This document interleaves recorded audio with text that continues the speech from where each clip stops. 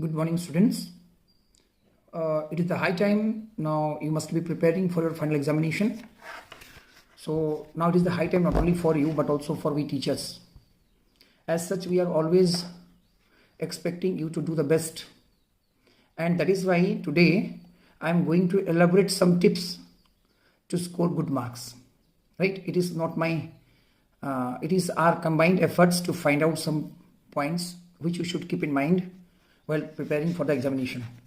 समय आ गया है ना, अभी आप लोग को प्रिपेयर करना है. Right? I could have given all these things in writing, but I know that you people don't have the patience to read all these things. That is why the video. First of all, be careful. Listen carefully. Before examining the questions, it is essential to check the marks assigned to each questions and answers accordingly. आपको देखना है हर question में कितना marks allotted है. Accordingly आपको answer देना है. कम marks कम है, आप ज़्यादा लिखे हो या vice versa, it is of no use. Number 1. Number 2, do the paper section wise. Section A B C रहता, सी तो ऑलमोस्ट आप लोग का कुछ यूज का नहीं है, बट ए और बी को सेक्शन वाइज करना. Write the questions about which you are most certain first. जो आप लोग को समझ में आता है ना कि इसको हम लोग कर ही लेंगे, ये मेरे को आता है, do it first. It is better. ताकि आपका कॉन्फिडेंस भी बूस्ट हो जाएगा और आपको आसान भी होगा. Check, very important, check whether you are asked to pass journal entry और journal entries. Journal entry is related to a particular transaction, right? But journal entries are related to the entire transaction, so be careful while going through the questions. उसको आप लोग जब पढ़ोगे थोड़ा ध्यान देना. And remember, complete all the questions in each section in order. ये हैपेचर manner में नहीं करना. इससे क्या होता है, तो चेकर्स एग्जामिनर जो होते हैं उनके लिए भी दिक्कत होता है, आपको दिक्कत होगा. Any questions with many parts should be attempted in order without skipping any one.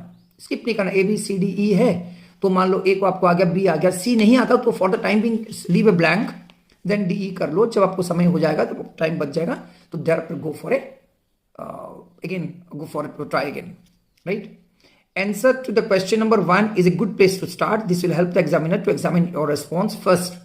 तो सबसे अच्छा है क्वेश्चन नंबर 1 जो एमसीक्यूज होते हैं ना, उसको पहले सबसे पहले उसको करने का स्टार्ट करो. उससे क्या होगा, जो एग्जामिनर होंगे उनके लिए भी आसान होगा थोड़ा चेक करना. And very important, very, very important, that use legible handwriting. It has been observed that kids who write legibly receive higher grades. A student can sometimes attain good marks even with mediocre answers. So, write legibly and make life easier both for you as well as the examiner. दोनों के लिए आसान होगा. तो जो भी आप लोग देते हो, जो भी करते हो, उसको केयरफुली करना कि हैपेचर मैनर मत करना. कुछ बच्चों का राइटिंग बहुत गंदा होता है. हम लोग डे टू डे लाइफ पे भी हम लोग देखते हैं, जब पढ़ाते हैं तो पढ़ने लायक नहीं होता है. आप सोचो एज सच उस समय गर्मी का सीजन होगा, चेकिंग जब होगा, राइट, एग्जामिनर ऑलरेडी स्ट्रेस्ड होंगे और आपका राइटिंग अगर गंदा हो गया तो उनको कितना तकलीफ होगा चेक करने के लिए. तो हेजिटेट करेंगे, मार्क्स देंगे नहीं. सो इसलिए बेटर यू शुड राइट लीजिबली, साफ सुथरा करके लिखना ताकि वो पढ़ सके, मार्क्स दे सके. ठीक है, वेरी इंपॉर्टेंट. हाँ, जहां आपको लग रहा है कि मेरा राइटिंग ज्यादा गंदा, तो भाई स्पेस दे दो ना, कोई दिक्कत थोड़ी है.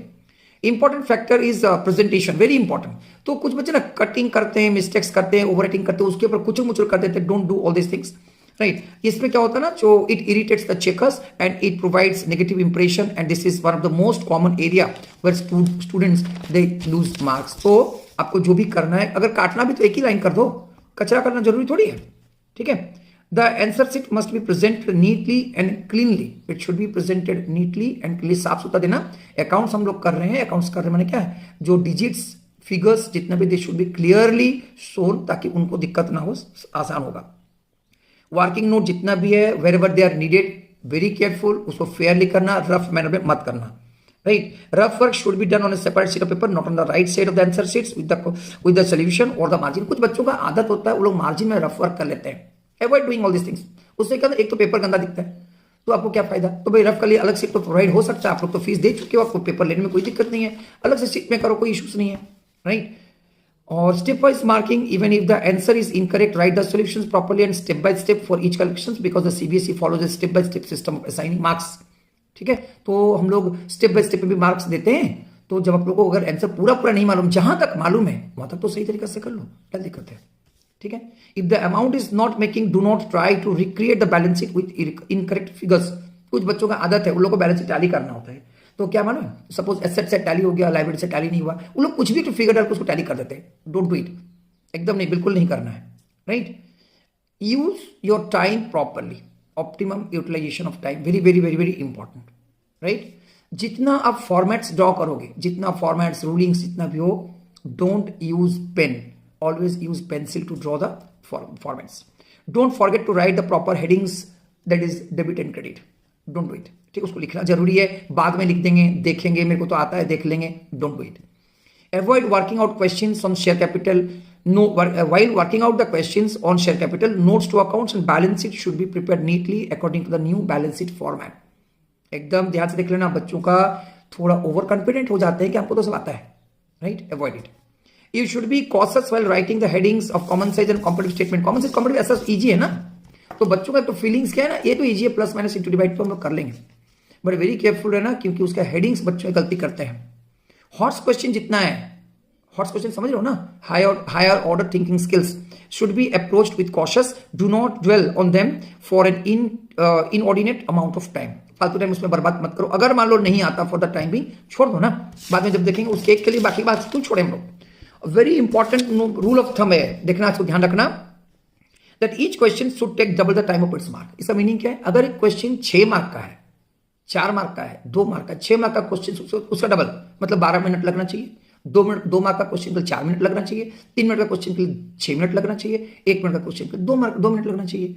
तो अगर आपको टाइम कहीं पर ज्यादा जरूरत पड़ रहा है तो 1 मार्क का क्वेश्चन जो जितना एमसीक्यूज है, डोंट टेक 2 मिनट्स, ठीक है, 1 मिनट और हाफ मिनट में भी हो सकता है, वहां से टाइम बच सकता है. But always try to manage your time accordingly कि 80 क्वेश्चन है, 80 मार्क का क्वेश्चन है, तो it should be over by 160 minutes. It should take not more than 160 minutes, ताकि आपको 20 मिनट और मिल जाएगा चेकिंग करने के लिए, right?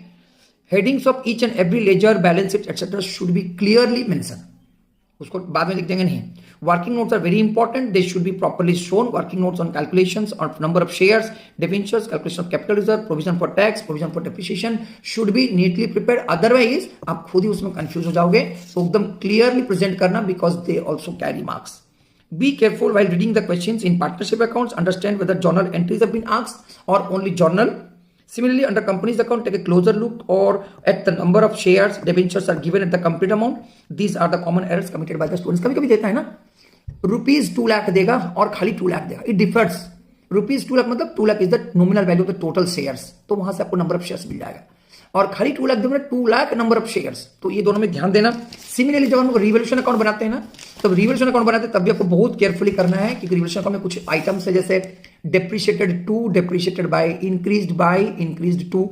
This comments should be taken into consideration. ठीक है. ब्लैक पेन आपको यूज नहीं करना है.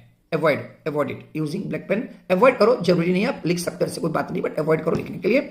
डोंट यूज जितना एब्रीविएशन आप यूज करते हो, PL, राइट, डेप्रिशिएशन में DEP, ऊपर में N, डोंट डू इट. या फिर शॉर्ट जो आप लोग ये करते हो ना, जो व्हाट्सएप या मैसेजेस या जो शॉर्टकट जितना यूज करते हो, because, BCOZ, B4 number, numerical 4, avoid all these things. Don't use calculator at home.